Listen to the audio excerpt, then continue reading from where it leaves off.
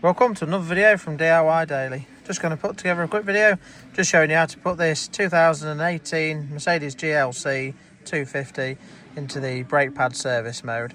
Now the first thing you need to do, you always need to make sure that you're on the main trip screen. If I just show you that now, if you've got the keyless ignition, just press the button once. You just wanted to get it to stage 1 on the ignition there, and just press OK. And it's very important, you need to be on this main first trip screen where it just shows the mileage there.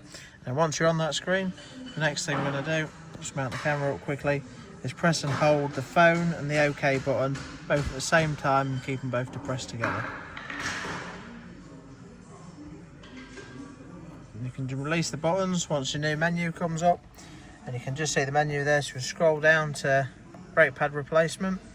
Before you press the replacement, you will need to just take the handbrake off as well.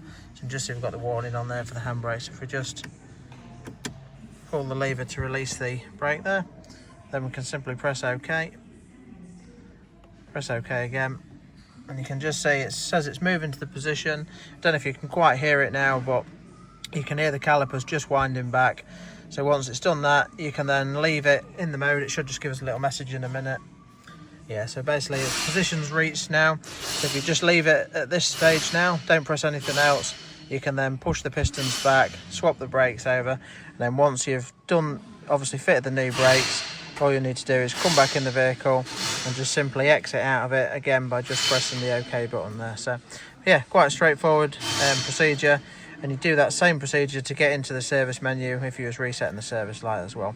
Yeah, hope the video helped. If it did, give it a quick thumbs up and subscribe to the channel. Thanks for watching, and we'll see you next time.